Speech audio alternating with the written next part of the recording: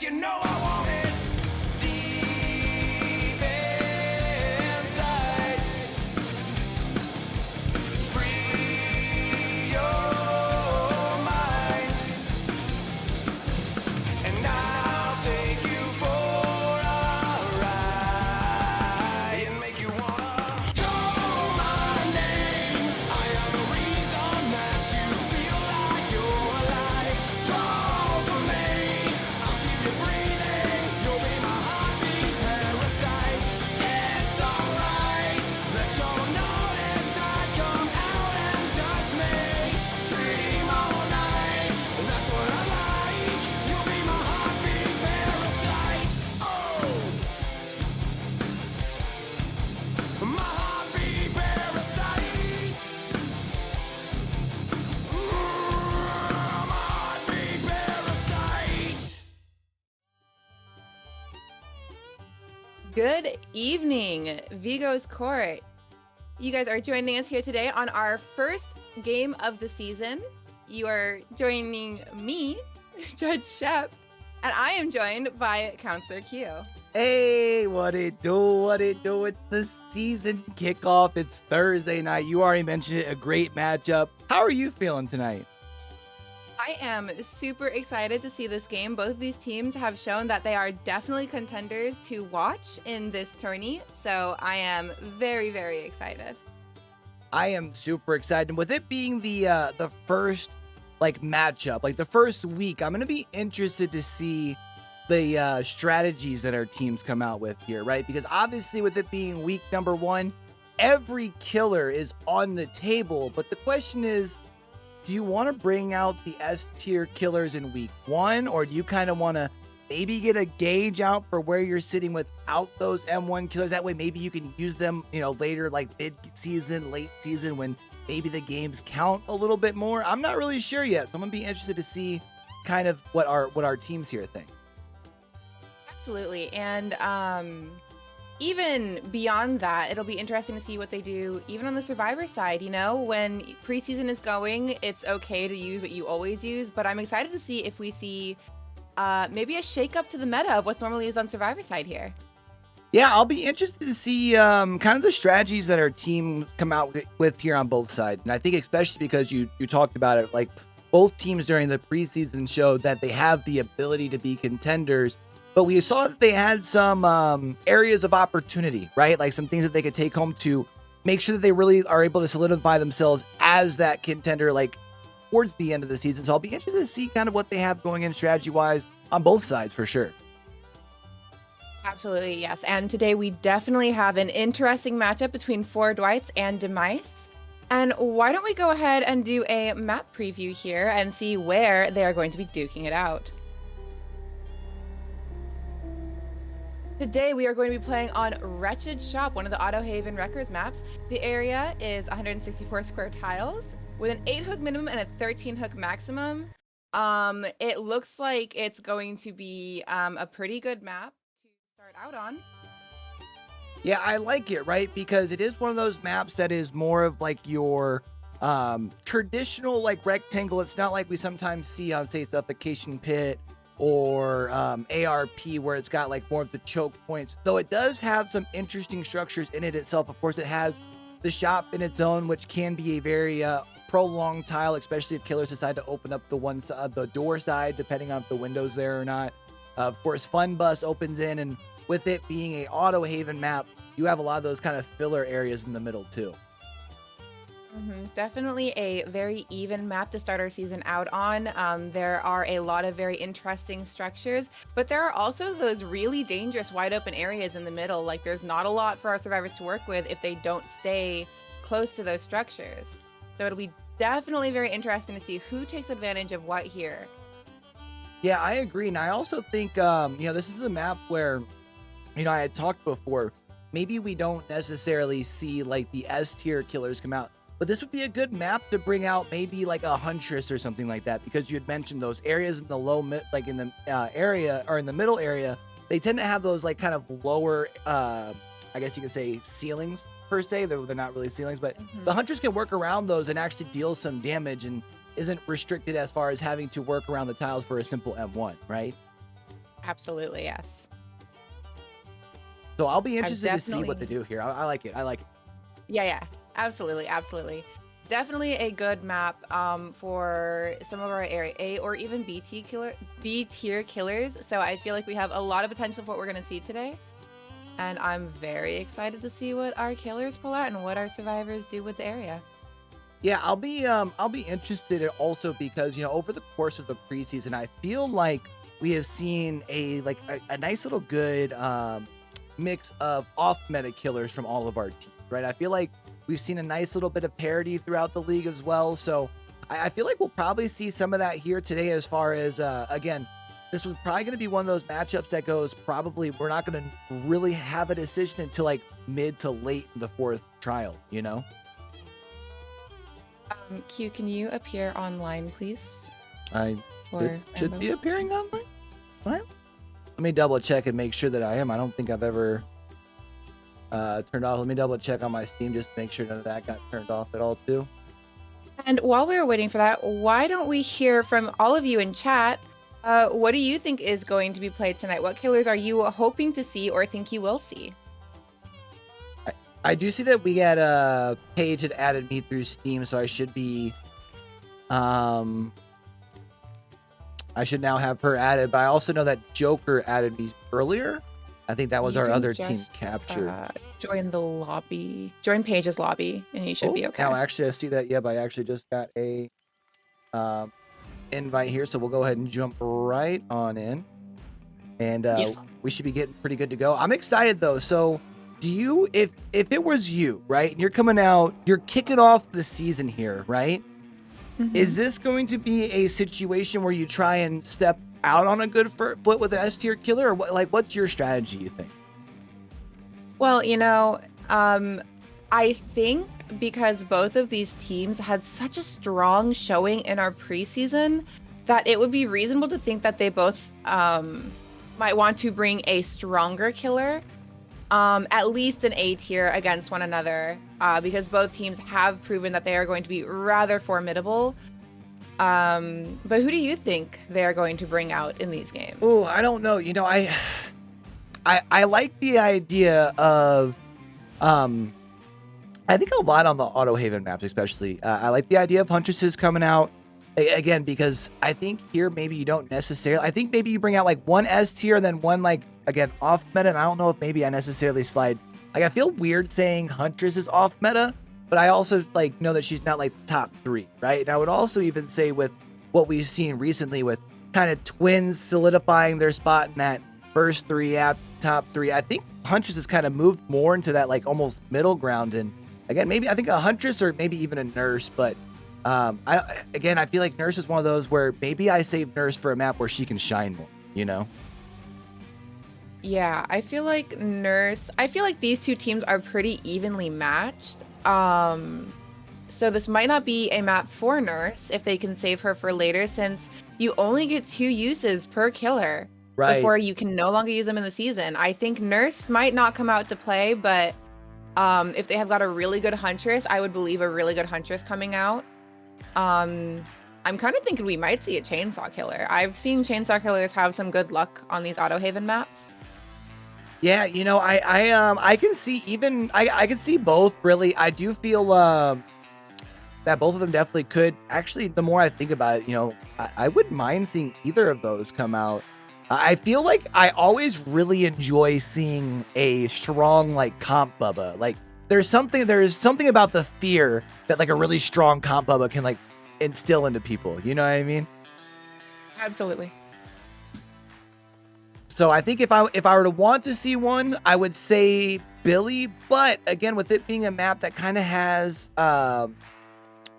2 decent basements that you can play around, you'll probably have a decent gen spread around them, depending on which one you happen to get. But Bubba wouldn't even really be a bad choice either. Yeah, Bubba is not a hard killer to pick up, but he can be difficult to do some really interesting things with. So I think he's really a contender here. And Q, in your honest opinion, who do you think has the best chance today at winning?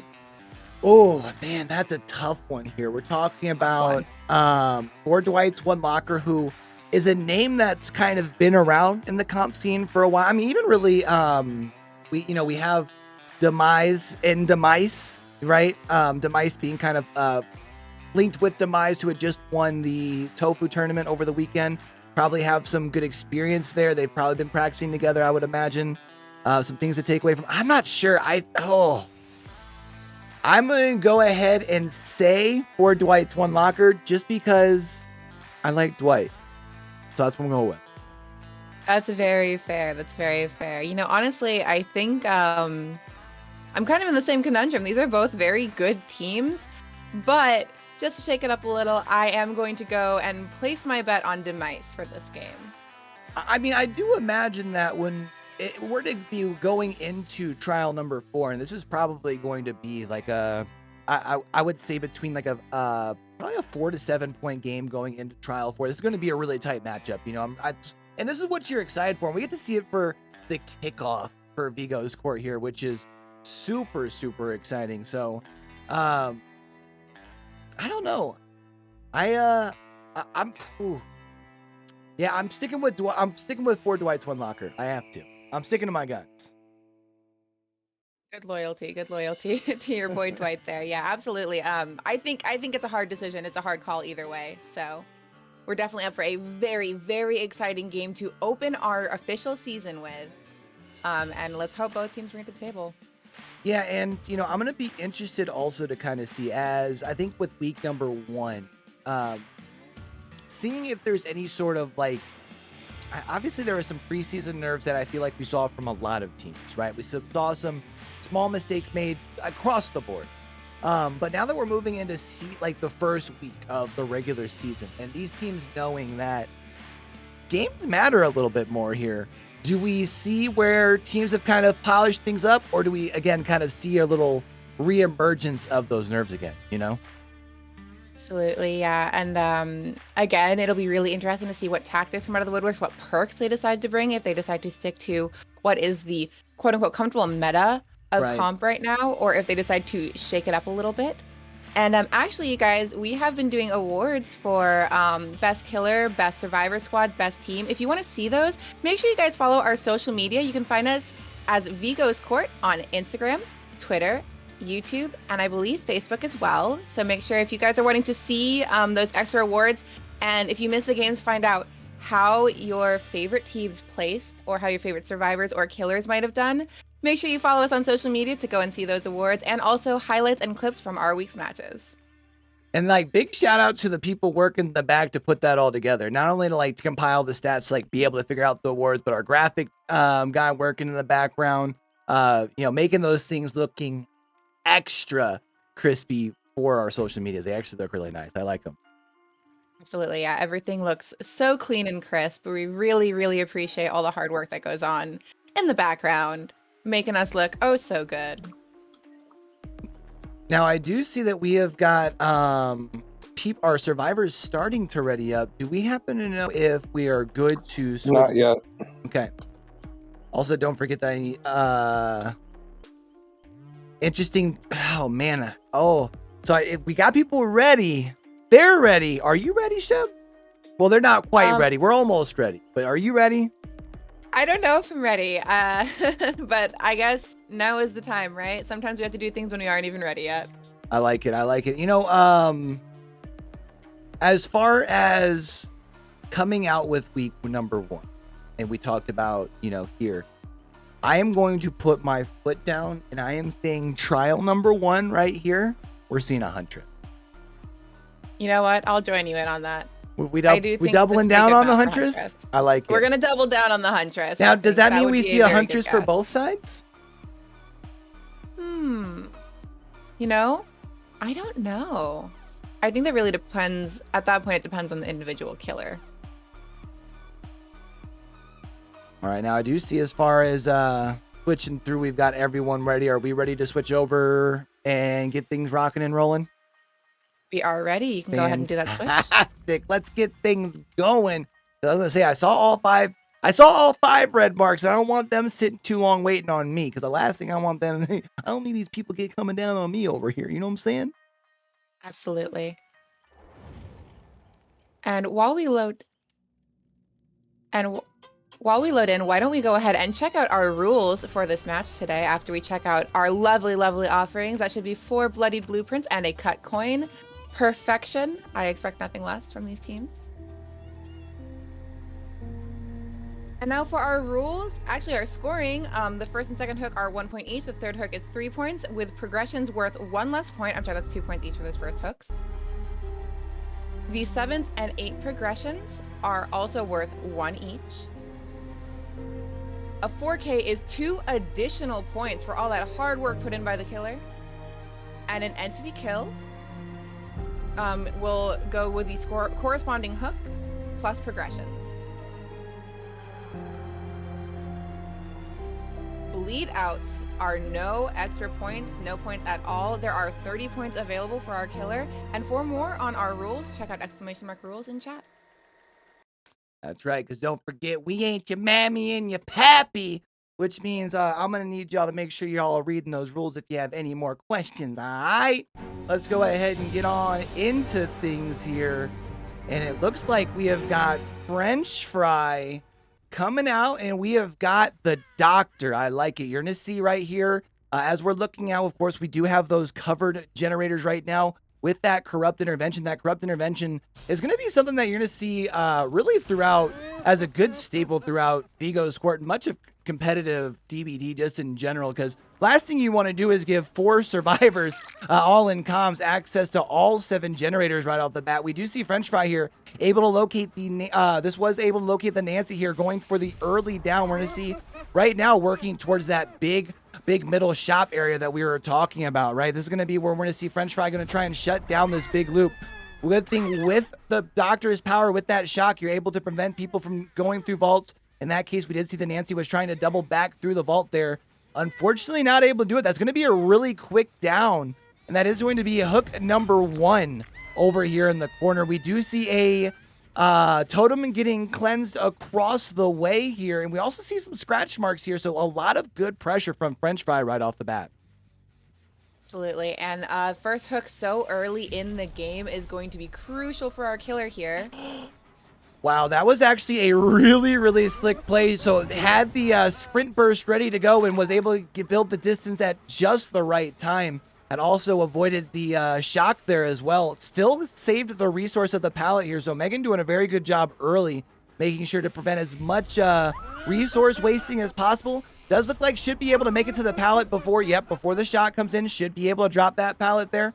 We also noticed that when Megan was pushed off of that generator that is behind our Doctor here, there were some shocks, or there were some sparks coming from that generator. That's because French Fry here, even though we did have a Undying was the totem that was cleansed, we do still have a Ruin that's in play. So that means we're getting some extra help on the regression. So that's actually going to be a second fresh hook here, and that is only going to be 1 gen getting done across the way.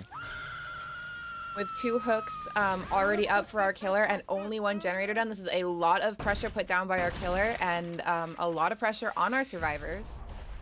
Yeah, and I really like it, right? Because you're seeing here, we've already got one of our survivors. You'll notice there on the left, Z Reedy is already batshit crazy, meaning that they have a little bit of slowdown, that they're going to have to go somewhere. Make sure, just that we're able to break themselves out of that madness there. So that's also going to give you some tracking, too. We see with the Doctor's auras across the map. We've seen them coming up occasionally. Good Doctors are going to be able to use that to identify exactly where their survivors are. Now, right now, we do see that our Doctor doing a good job kind of staying close. It looks like trying to secure a second hook stay. Oh, get blinded, though. Nice firecracker. However, I don't think you're going to be able to make it back around, and this should be a down. Oh, with the nice dead heart, though. Oh, and a dead heart as well. Oh, but that's going to be a shock that's going to shut you down at the pallet, so that should be a down here. And if I'm not mistaken, I think we saw a basement over here, and that is a save across the way just before a second stage. And interesting enough, we're not going to go for the basement for this Nancy here, but this might be an easy place for him to keep an eye on that hook and on those generators. Yeah, honestly, as the Doctor started going away from the basement, the more I thought about it, I liked the idea, right? You're able to quickly put your survivor up on a hook who is second stage anyways. And go right back into the field of play here. We see that the doctor here has only surrendered 1 gen. We're still looking at 4 generators being up. And we've depleted a couple of good resources throughout the map too. So French Fry here in plenty of good control and should be able to secure it down here the way that they've been operating that power. Yeah, now it is going to force Joker here away from our little jungle there. And that is going to be Joker going down. I think that's Jungle's fresh, or not Jungle, that's Joker's fresh hook as well. So French Fry here doing a good job of spreading the pressure amongst those survivors as well. Absolutely. And we are just seeing an incredible amount of pressure from French Fry. I mean, he's really keeping these generators on lockdown with his static shock and with his ruin. Yeah, you know, the ruin is an interesting thing to point out, right? Because I feel like ruin is such a risk when you talk about competitive DBD because our survivors are going to be in comms, and if they happen to pass the location of the ruin, even while in chase, they can usually communicate where that is and get somebody at that location to cleanse it. We actually see somebody coming over here right now, so we do know that now our survivor team has a location on that, which probably means in a matter of probably the next 30, 45 seconds, we are probably going to see that ruin broken. But the question is, how much more pressure or how many more hook states is French Fry going to be able to acquire before that ruin's broken? Absolutely. And he's already got an insane amount of information and pressure here. You've got those illusory doctors telling him where survivors are. So he can tell if somebody goes over there to check it out. And now that he knows that they know where it is, he can keep an eye on that. Yeah, we see here right now French Fry doing a very, very good job spreading this pressure here across multiple survivors. Did do a good job of leaving. Ooh, Cheryl. Ooh, get stunned, stupid. Plus 10 wood to the face. That's going to allow our survivor here to build some extra distance here. So this is going to be a good opportunity for French Fry to come back close to the totem here. We do see using the static blast. Interesting to see here that our survivors have it's almost like they've stopped going for that ruin. And I feel like they've almost chosen that they're going to try and like push through the gens through ruin itself.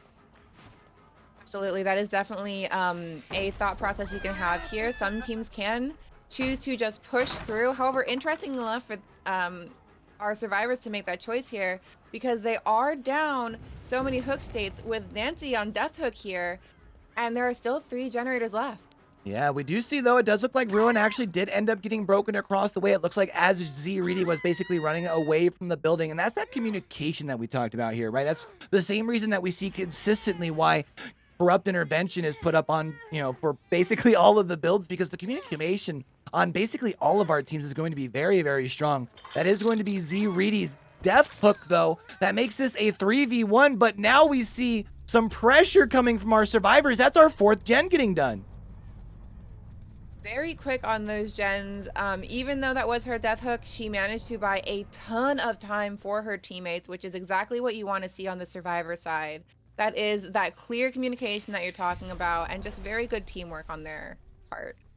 Now, this is going to be where things get interesting here because we are down to the 3v1. Anybody who plays Dead by Daylight knows how quickly this game changes once it is a 3v1 scenario. We do see French Fry here working around Shack. Keep in mind, we've got a basement in Shack here, so I am not exactly sure as far as how much pressure. Oh, we're not going for the basement. Again, though, I think this is kind of similar to like we saw earlier. Instead of going to the basement, we're going to just go ahead and take this hook right here. It's actually right next to one of your gens, too.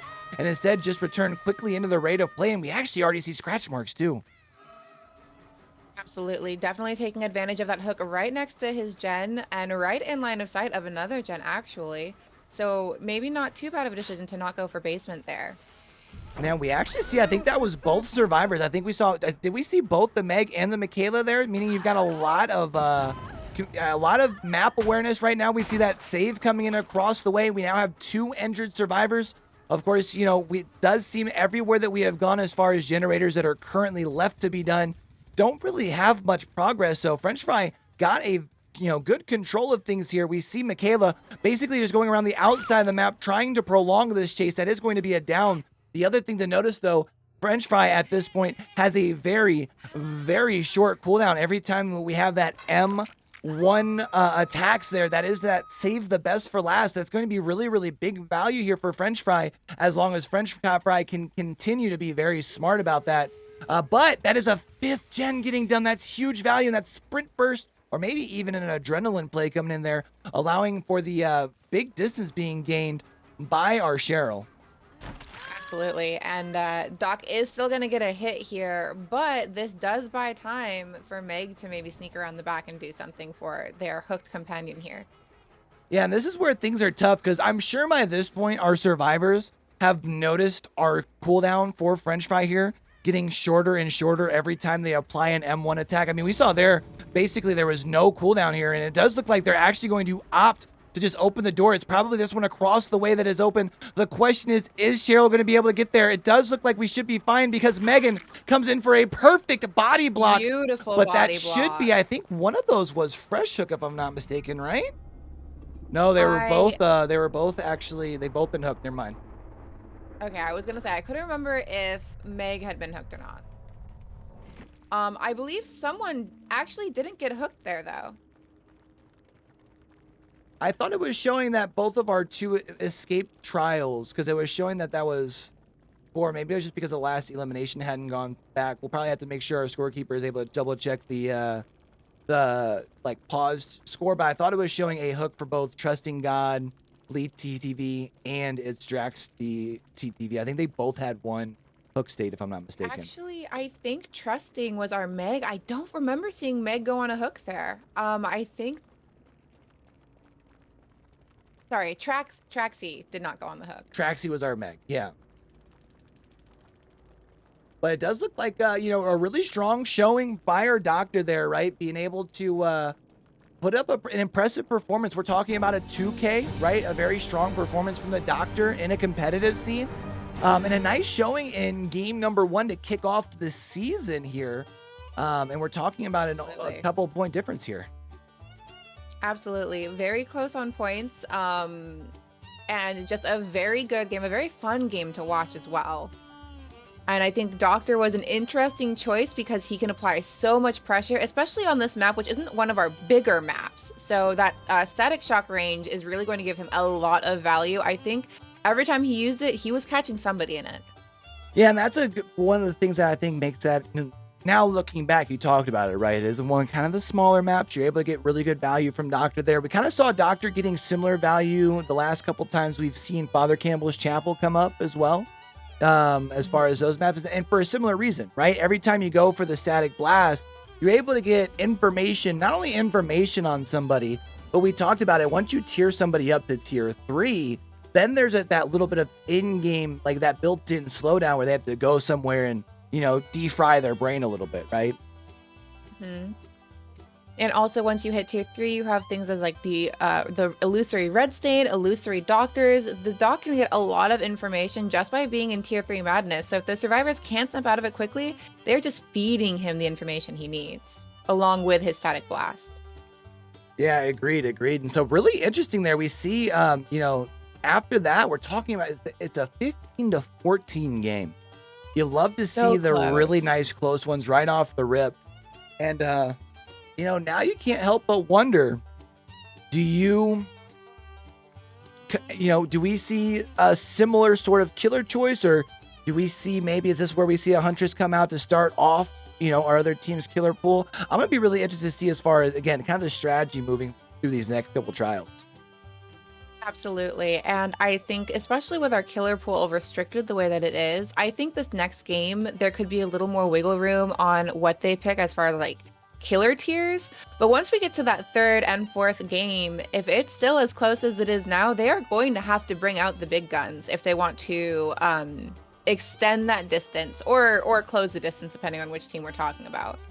Yeah, so of course, you know, right now we're talking about 4 Dwights, 1 Locker, heading into the killer side here, and has the back-to-back rounds here on the killer side.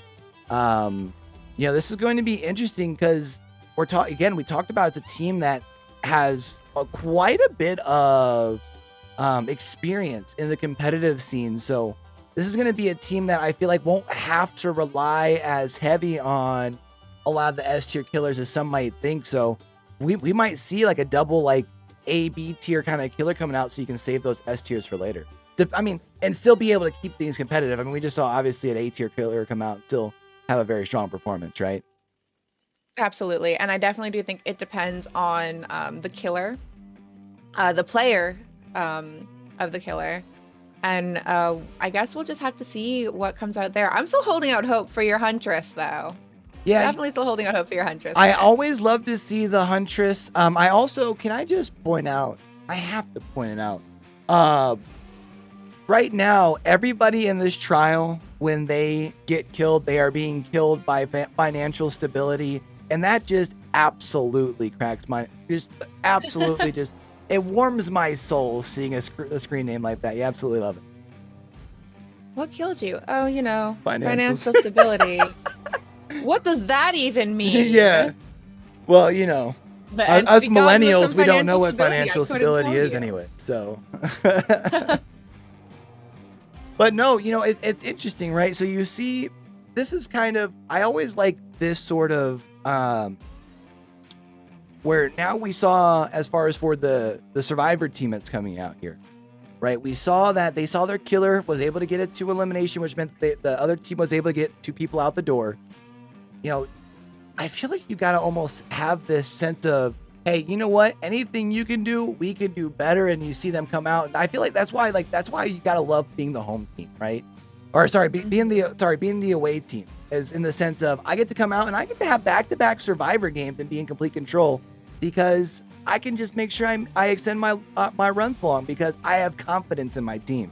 You know what I mean? Absolutely, absolutely. I definitely think being the away team does give you the advantage because you kind of set the pace, but really after that first game, it's just playing catch up.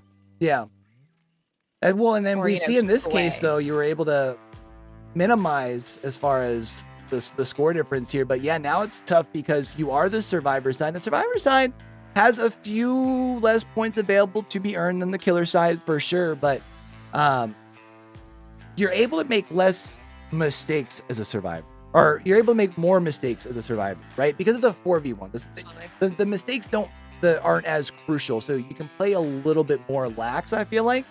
And especially when you see that the other team allowed two of their survivors to be sacrificed, you're like, man, maybe if I can just play really patient, and we do tend to see, especially in comp, compared to like what we see in like public lobbies where teams are playing a little bit more passive. They're using those resources quicker, kind of like we saw before. You're not greeting pallets.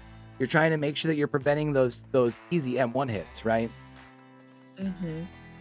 And I do think you might be okay to switch away from killer there, Q. Oh, I love it. Does that mean we've already got people ready to go for trial number Might 2? be. Oh, I always love it whenever the teams are so hyped and fired up and ready to go, and they kind of know how to make the transition between games nice and easy. So you love to see it here. So I am going to stand firm. I called a Huntress in game number 1, and I'm sticking with the Huntress in game number 2.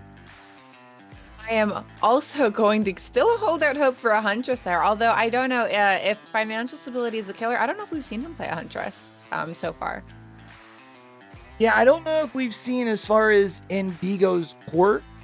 And I don't know as far, I know that financial stability was playing some killer for them. I think for Dwights when Walker was also in the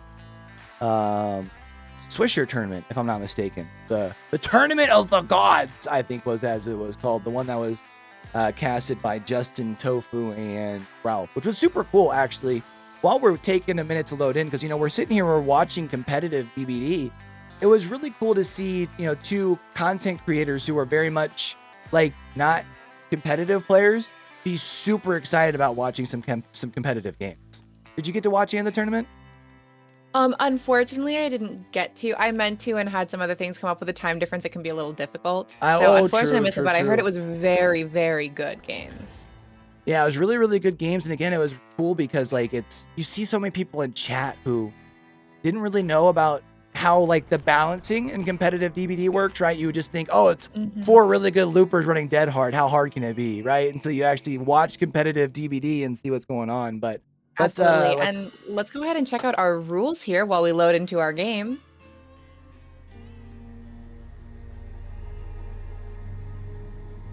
For our survivor scoring events, the first and second gen is 1 point each. The third and fourth gen after that are 2 points each.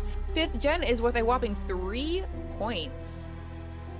So very important to get those gens done, but more importantly, the first escape is 1 point, the second escape is 2 points, your third escape is 4 points, and your fourth escape, well, that fourth escape is worth 6 whole points. So escaping, even more important. If you can escape with 2 or more hook states remaining,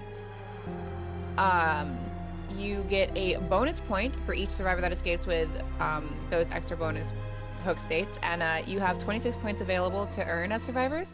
For more on our rules, make sure you check out !rules in chat. Yeah, and so one thing interesting to point out there, right, is if our team here is able to get that extra body out the door, those 4 point, those extra points for the fourth or the third escape can really be big. We're talking about a matchup we're kind of anticipating, um, Switch being one of those going to be down to the wire. So if they can get that extra escape here in trial 2, that would actually be really, really big for our survivor team here, especially because they're walking in with a 1 point lead. But it looks like we're finally loaded in. Are you ready? I am so ready. Let's see. Show me who it is. Ooh, and so it is financial stability coming out on Wretched Shop here. And you had talked about the chainsaw killers coming out, and we've got Zebuba Boy coming out here. It looks like actually we've been able to locate a survivor relatively early here as well. This is the Felix, my styling guy over here. Interesting going to be seeing here as far as with our survivors, knowing they're playing against a Bubba, seeing them try to figure out the timing at these pallets, because you can time it just right where instead of where Bubba happens to chainsaw the actual pallet, you stun them and you can build more distance. But we see here twice French Fry was able to drop the pallet just a little too early. Financial stability able to get the pallet break, which means those are resources out of the way, and we already have a down here before we have a generator pop. Absolutely, a down very quick, and it looks like we found more scratch marks. And it's rather unfortunate that with Bubba, you kind of have to play this game of what resources do I have and how quickly are they going to go. Oh, get stunned, stupid. Oh, but we do get the stun there, plus 10 wood to the face. I'm going to steal your joke there. No, absolutely love it. And you know, that's the big thing, right? Especially when you're going against the Bubba. The couple of times that you can actually apply the stun and build that distance is huge. Because we saw French Fry twice unable to get the stun, and instead financial stability just ripping through those pallets the way that financial stability seems to rip through the millennials' lives. So we do see, though, at this point, also want to point out, we have the, over here on the left, you see those sparks coming from that gen? That does mean after financial stability happened to secure the hook, they got that pop, goes the Weasel. Oh my goodness gracious, you're going for a save right next to a Bubba. That's one. Ooh, the dead hard. The second one either.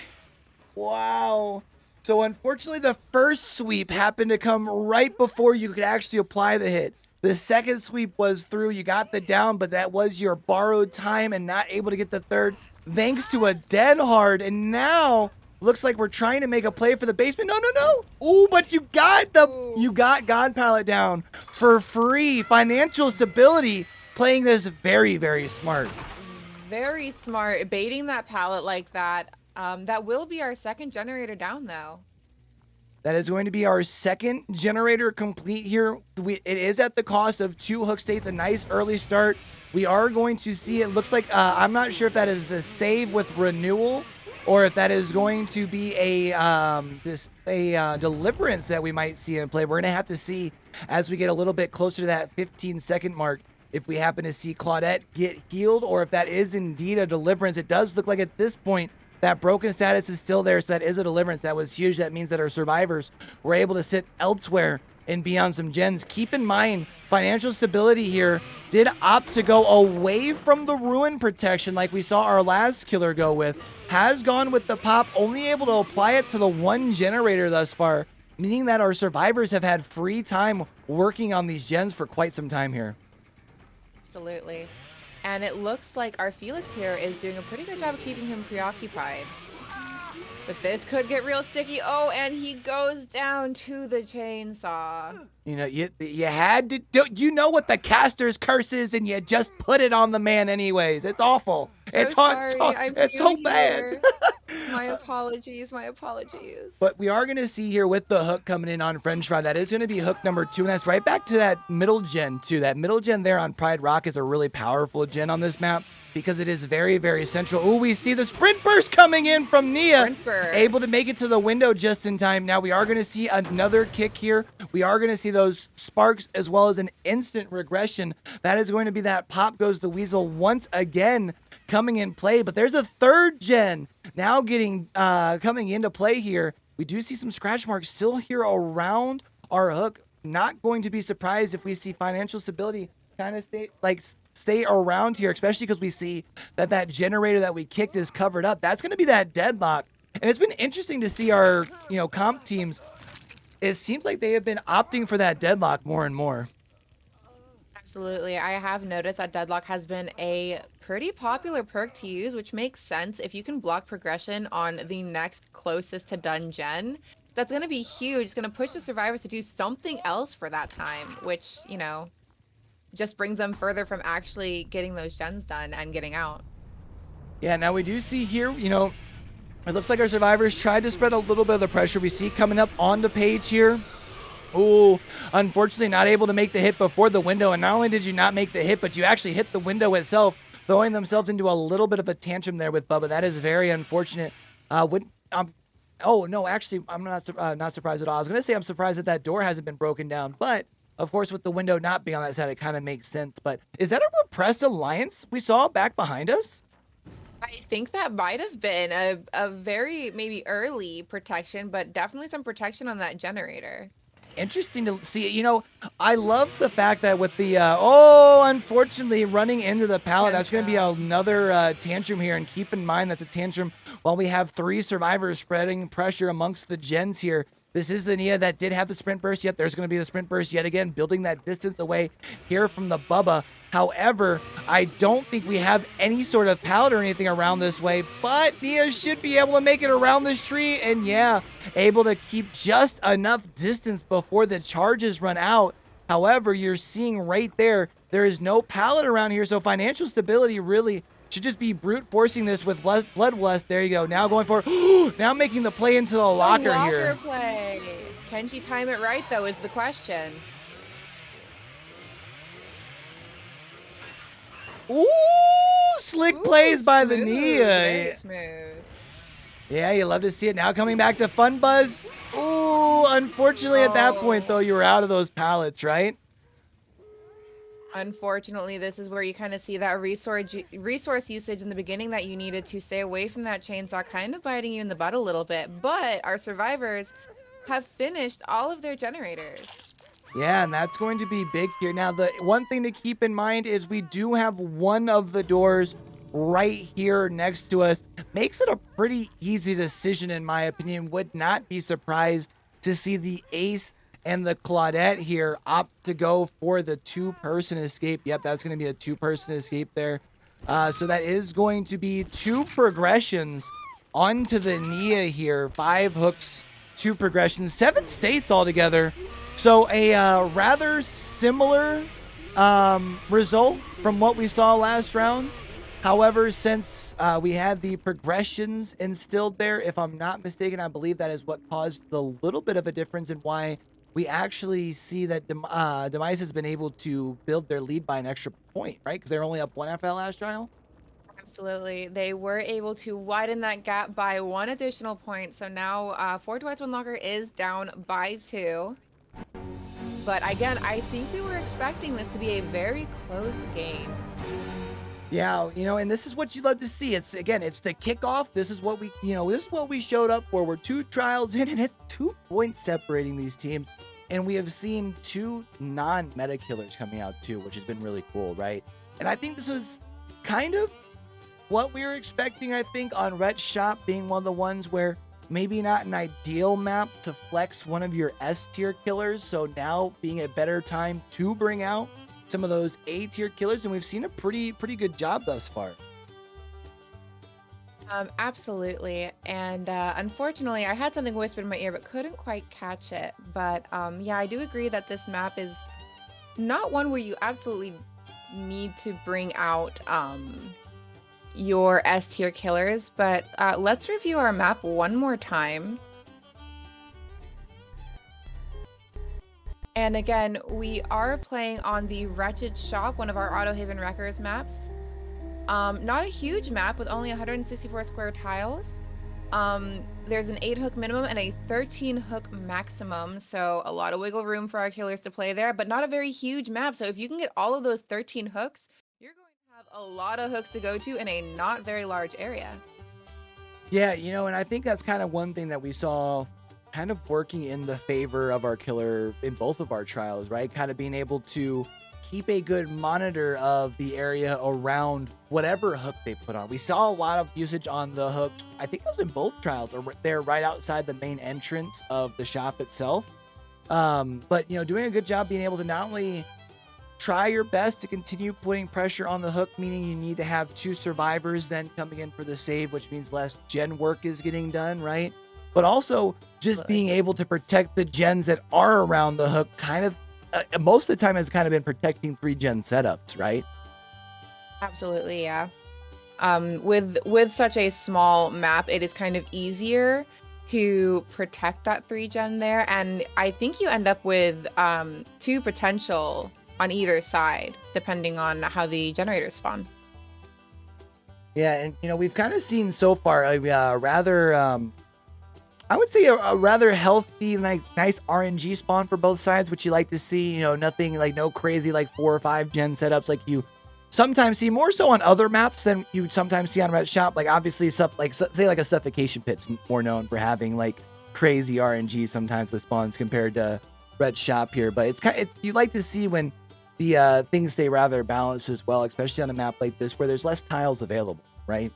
Absolutely. It definitely lets both teams shine for their skill, and not for their luck, maybe. But I think you can go ahead and switch out of killer there. It looks like our teams are just ready to get this third trial going. Wait, I can switch to Survivor. I'm playing, right? I'm sorry. You can switch out. Yeah, you can switch to survivor. You can play with. I'm running this round. Let's do it. No. All right, we've got looks like we've got everyone ready to go here. It's exciting. We're going into trial 3 with just a 2-point difference. Very, very close games. I think we kind of already knew that this was going to happen, as these are both very competent teams. So very excited to see what gets pulled out here by Financial Stability to try and make up that difference and widen the gap. And we do see our 4 offerings as well as our cut coins. So do you want to go ahead, holler to everyone, let them know about these ban rules? Yeah, let's go ahead and talk about what is banned today in Vigo's court. We have several bans for perks. Yellow items and add-ons are allowed. Only one of each perk and item. The only exception is you can have duplicate BTs on your survivor team. Our banned perks that we are looking at are Built to Last, Prove Thyself, and Starstruck. Haunted Ground and Lethal Pursuer, as well as Boons and Clairvoyance, are not allowed to be used. Killers used are limited. You get to use those twice a season. Survivors are also limited. You cannot have the same character. So you can only have 1 character per team. Violations are subject to penalties. And for more on those rules, you can go ahead and check out ! rules in chat. I like it. I like it. And I always, one thing I always like is as far as having the unique characters as well as like the unique perks, that means that like our killers have more that they have to keep track of, right? It means that they have to know which survivor has the DH, which survivor has the sprint burst, and things like that. And we see Financial Stability coming out. It has the 2-point lead. Keep in mind, you talked about it. We're still on Red Shop. And we see the Oni-chan coming out here. I gotta say, I love the pick. Absolutely. Big Brother Oni coming out. Oni fans? Something about Oni fans? Something, a nice pun here about OnlyFans. No, yeah. Make sure you sub to our OnlyFans here on Vigo's court, maybe? I don't know. But we do see here one thing that's going to be interesting to watch for Financial Stability, I think, is watching the early part of the game here. We do see that Financial Stability did bring in the Corrupt Intervention. Of course, we talked about that's going to be a staple in most builds. But we also saw as financial stability pushed, I think this was the Nia that we came across over here. Yep. As we pushed them off the gens, we saw the sparks. Oh, gets done, stupid. But we saw the sparks coming from the gen. That's going to be from the ruin. And that's because Oni tends to struggle in the early game, right? Like, obviously, you have a little bit of passive growth to your power, but you really need to apply those hell states early. Ooh, unfortunately, getting caught on the pallet around the way here. And that's just going to add more time where our survivors are going to be able to build or knock out these gens that are across the way. Ooh, and get stunned again. So close. And absolutely, it is very important. Oni is kind of a snowball character, so he does struggle in the early game, but he really needs to get a hit in here and start collecting those blood orbs because that is the only way that he will be able to access his power and really snowball into the late game. Wait, did you say the Oni? Wait, anyways, there's a drop pallet there over to our right. Actually, that was an early. Oh, and another drop pallet gets done stupid. So we are seeing a lot of pallets being wasted here early. I wouldn't say wasted. They're being used early, right? And that's because, Utilized, yeah, they're absolutely. being utilized. And that's because our team here, they can depend on their other teammates to be like holding M1 and like hitting some skill checks. Something we can't always necessarily depend on our randoms from in public matches, right? Absolutely. Now, one thing that's going to be interesting to watch, we did see pushing into the main building here. We do have that generator back behind us. Not sure if you guys were able to hear that thing, chat, but that thing definitely here in there sounds like a Ford in the middle of December. That thing's just about ready to go. That thing's a knocking. And we happen to see, though, when the generator was completely empty, the sparks still flying. So we still have Ruin in play here. And I'm going to be interested to see, do our survivors, as long as they feel like they're in control here, you see, right, they haven't given up a hell state. Maybe they try to just completely grind these gens out through the ruin. Another plus 10 wood to the face. Ace doing a very, very good job in this chase here. And that's going to be generator number 2 getting done across the way here. One thing to keep in mind, though, oh my goodness gracious, I need you to do me a favor and take it easy on financial stability. I know financial stability is used to knocking up millennials over the head, but now we see financial stability being the one getting knocked upside the face with some pallets. You love to see it. Absolutely. And we are seeing a lot of resource usage here, and it kind of makes me worried for how our survivors are going to do when this game gets into its later stages. Yeah, I think you bring up a really good point, right? The one thing, though, to keep in mind as we are talking about that, while we have seen financial stability here, stay very committed to just the ace, right? Or I guess you could say has committed Oni to the ace here. Which does mean that we have 3 survivors that are across the map, and potentially they could be spread amongst 3 separate gens. We do see that they've done a good job as far as the gen spread itself. You have a little bit of a 3 gen over here, kind of including the gen that's in Shack. But we do see that the generator that is farthest progressed across the way is blocked off by that deadlock yet again. Yep, another deadlock coming in a little bit clutch there, probably pushing some survivors off of that generator. So they're going to have to go and find something else to do. But it looks like financial stability has garnered enough blood orbs to get into his power. And one thing to keep in mind with that, you were talking about across the map, we had that deadlock coming in. We also had the ruin broken at one point. I didn't keep track as far as where that came in, but that does mean that when you push those survivors off of that generator, you no longer have the help of the regression there. So we do see financial stability able to get the nice hit onto Squid Savage here. However, it's going to result in a basement hook. This can be really big, but that's going to be generator number 4 coming in across the way. Yeah, and with that being 4 generators down and only 1 hook, I mean, they say that the most important gens are the last 2, but I am a little worried for financial stability here. Yeah, the good news here, we do see financial stability coming across here. Just enough blood orbs to get back into the power. And I would imagine what financial stability is going to do here real quick. Going to double check, make sure we don't have anyone in basement and we don't see any scratch marks right there.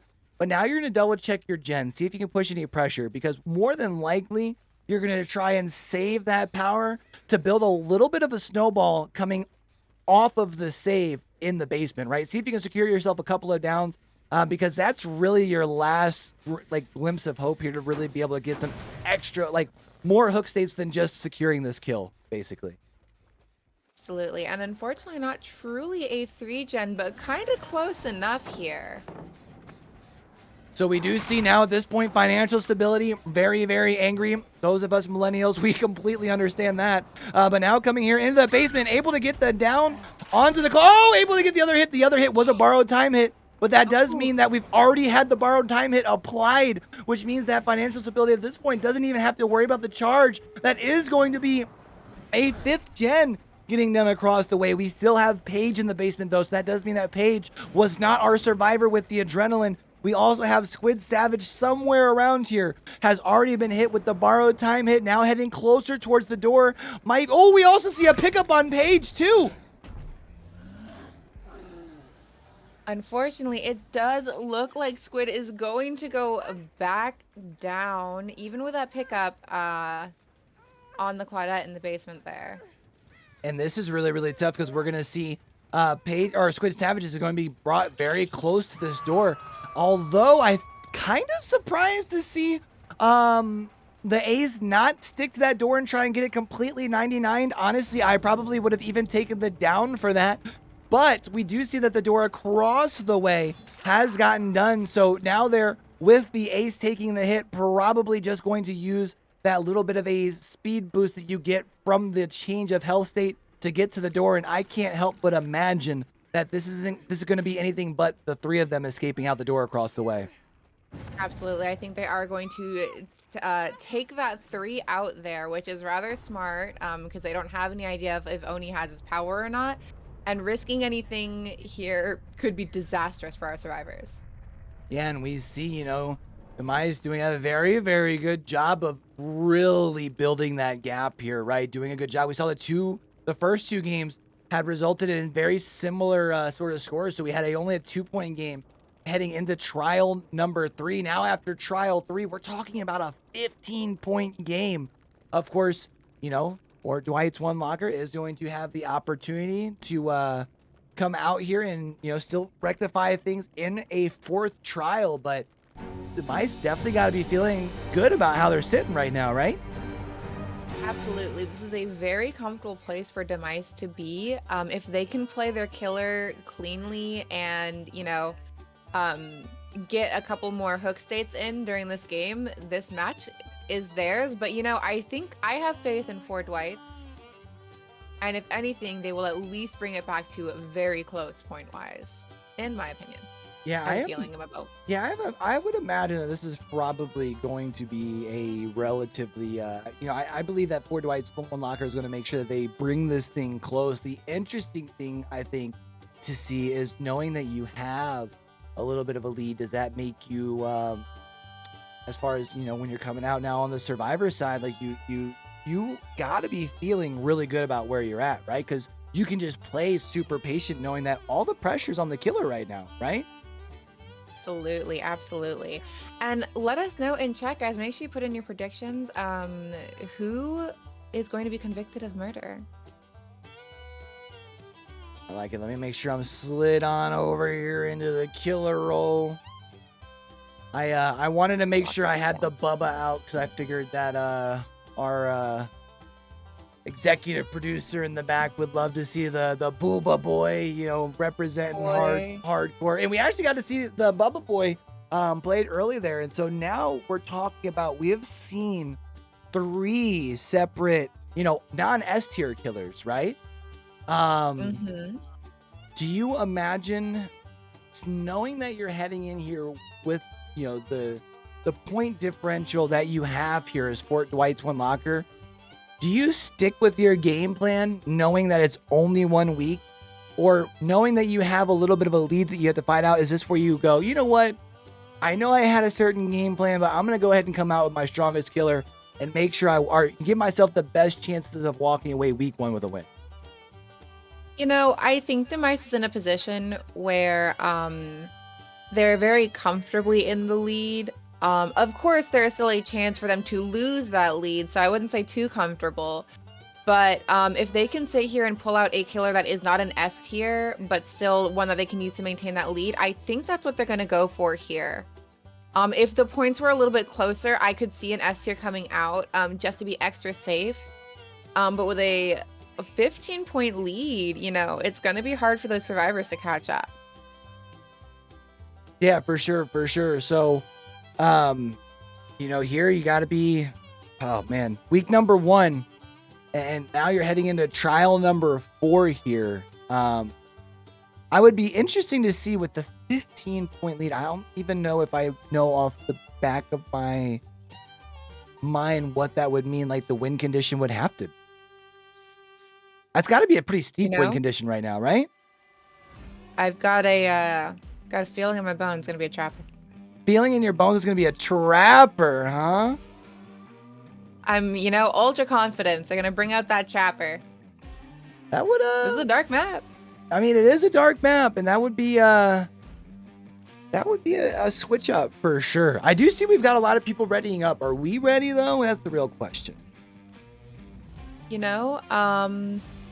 I don't know. Are we ready? I think Chat, we are. are you guys Looks like ready? we got all those checks. I need chat to let us know if they're ready. You know what I'm saying? I have a feeling. I got Chat a just feeling. ready.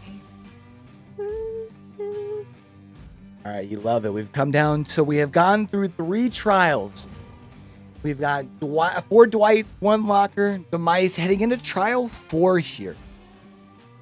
And This is where we find out, folks. This is the game that will end our first match of our regular season for Vigo's Court. While we're loading in here, how about you let the people of Vigo's Court know about some of these penalty bans and some of the rules involved and all that stuff? Absolutely. Let's talk about how penalties work. Matches with penalties may be played out, restarted, or both, depending on what the offended team decides. Penalties include 2 of the same survivor, a banned perk, item, or add-on being used, and those will give you a -5 points and a possible restart. Other issues could be a wrong map, which will be -5 points and an auto restart. Harassing the ref, bringing in players not on the roster, that is -10 per offense and no restart, so don't harass your refs. Using exhausted killers is a -10 points and an auto restart. Delaying the game is 1 point for every minute past the first 5 minutes, I believe. For more rules, you can check exclamation mark rules in chat. Wow, you'd think I'd figure out how to say that word. Well, are you ready for this? Because I didn't think I was going to ready. see this in week number 1. There would have been no way you would have told me in Vigo's Court, week number 1, matchup number 1, that we would be seeing a Trick Daddy Kane coming out.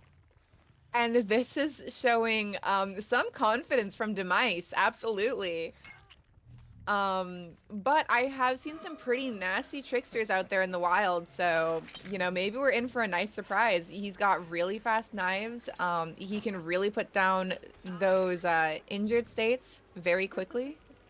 Yeah, and keep in mind too, right? Like we had talked about, one of the things that made this map strong for Huntress was some of those areas in the middle of the map with the lower kind of the edges that the Huntress could throw her hatchets over. We're going to see the same thing here over the course of this trial from the Trickster, right? And, some of these areas where you can fit through the extra small knives, as you see, just slowly eating away at those health states there. And that's going to be a down already. Now, one thing to keep in mind, we have seen quite a bit of that corrupt intervention time where we're at about 90 seconds into the trial, but a relatively quick down, I must say, for a Trickster here. Absolutely. Just those knives absolutely flying, putting down that damage. And even though it does take Trickster 6 knives to take a health state, he can get those knives out so fast that it, the distance makes up for the little bit of time, the distance he can accomplish that damage at.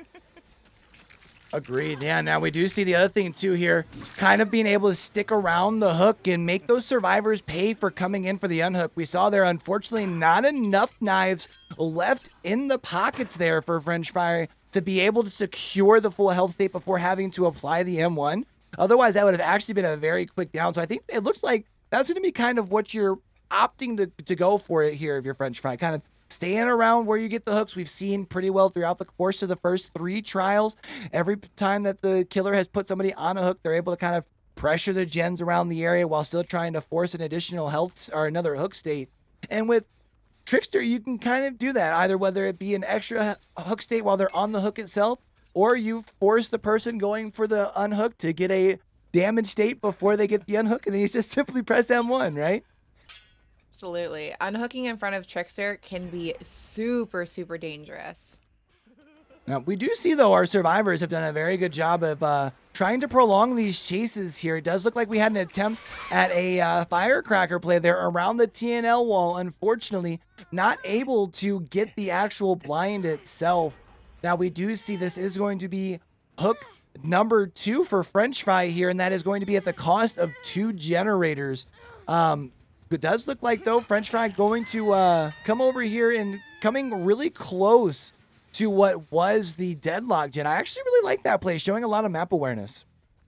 Absolutely, yes. Definitely paying attention to what is going on. And is that Repressed Alliance I might be seeing over in that opposite side of the map? I am not 100% sure, or if that might just be because we had the 2 generators pop so close together and one happened to be farther along for the second one. I'm not 100% sure. We'll have to keep an eye out for that, though, because it might be Repressed Alliance. We do see here, though, you were able to apply a change in a health state, but not able to apply a down. And also, we're seeing down there in the bottom left-hand corner a situation that you do not want to be in if you are a trickster, and that is going to be without knives.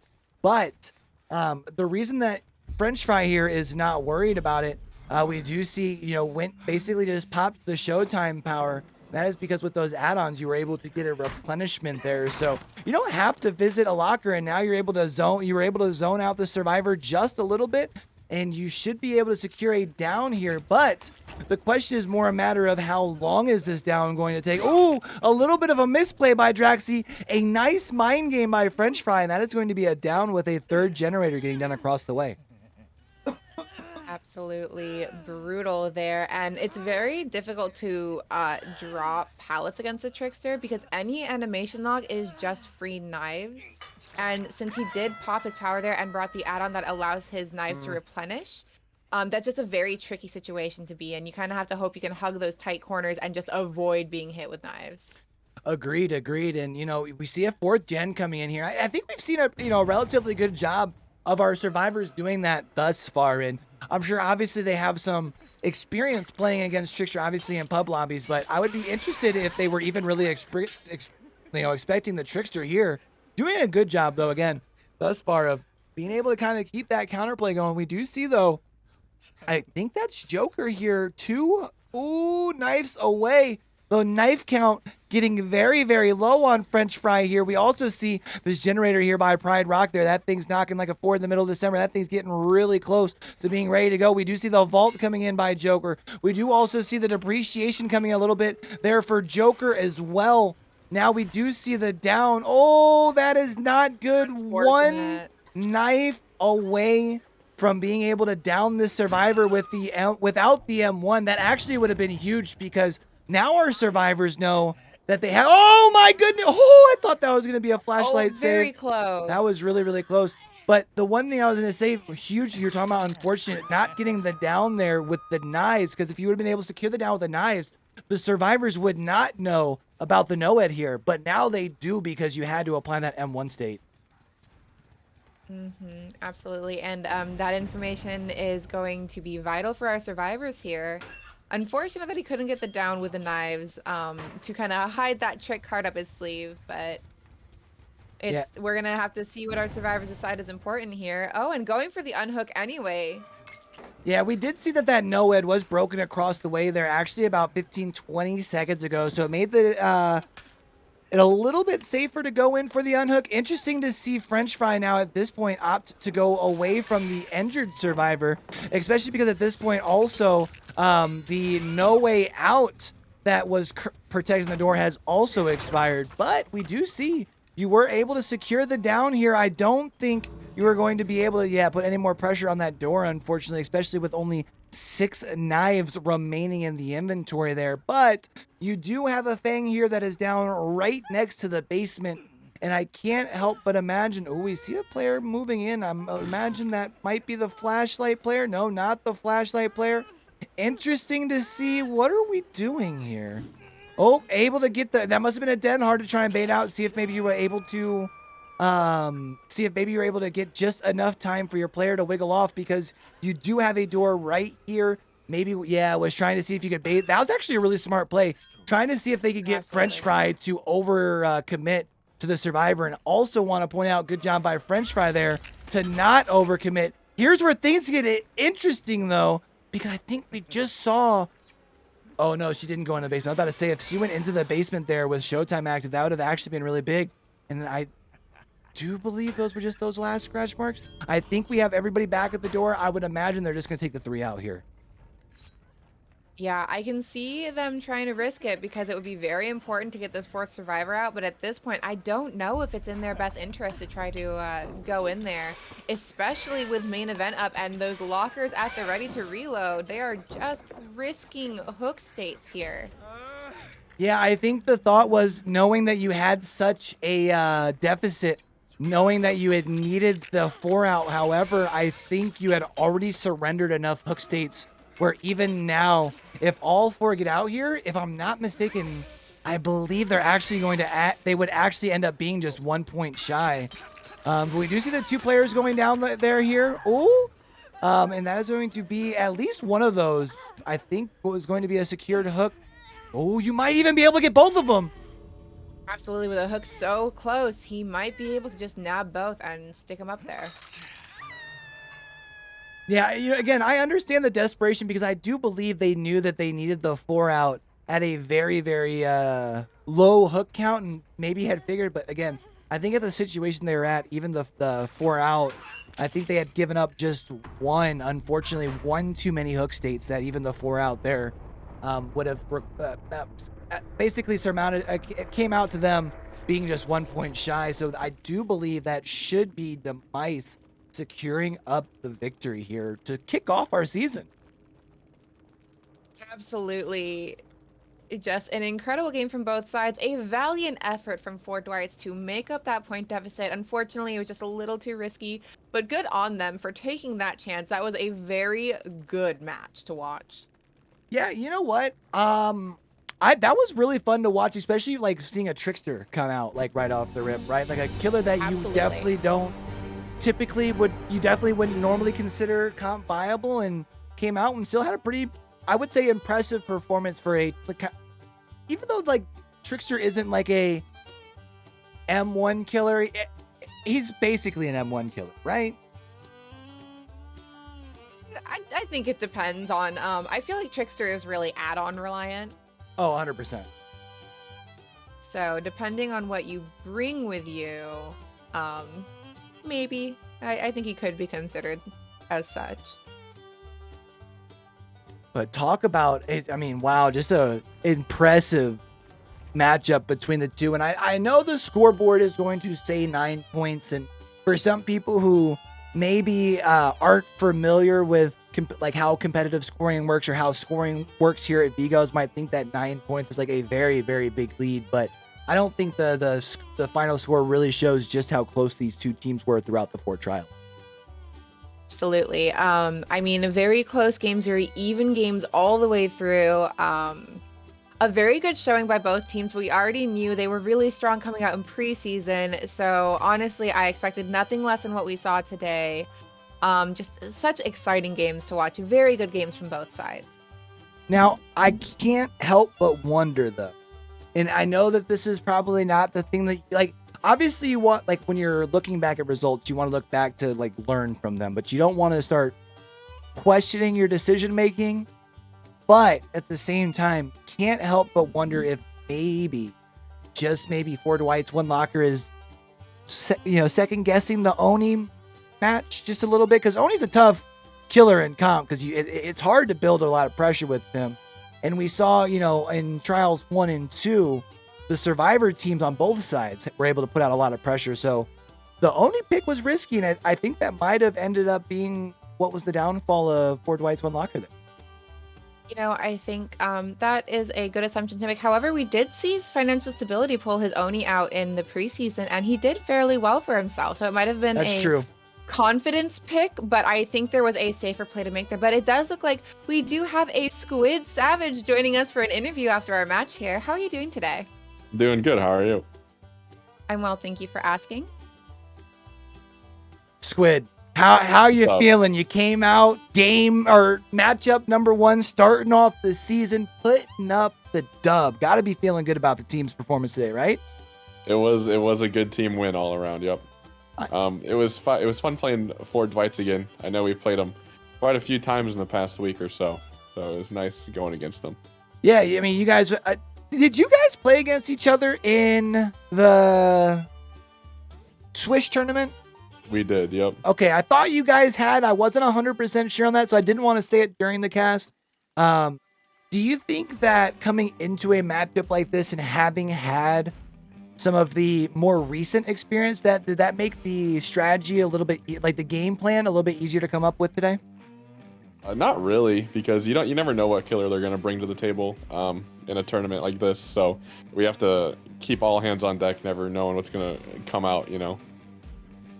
True. So it does help that we know we're gonna be playing against probably the same killer, but you never know what they're gonna bring out. Cause I did not expect a Bubba game 1. So Yeah, that's true. That's true. We were really excited to see the Bubba too. And so walk us through as far as their, in trial 3, we saw that the team had done a really good job of I think there were like 2 or 3 chases that, you had done a very good job of holding the aggro there.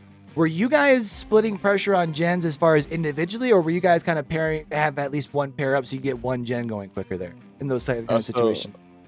During Onis, we usually split pressure so we can get 3 gens done. The only really time we ever stack on gens is if we see there's a tight 3 gen somewhere, and we just have to get rid of it. Otherwise, Oni's gonna have too much pressure. But we did a good job stopping the power from him getting his power, so that's always good. If you give power early against an Oni, it's pretty much gonna be an L. Yeah. Especially with that map. Sometimes you get seeds where like 7 pallets spawn.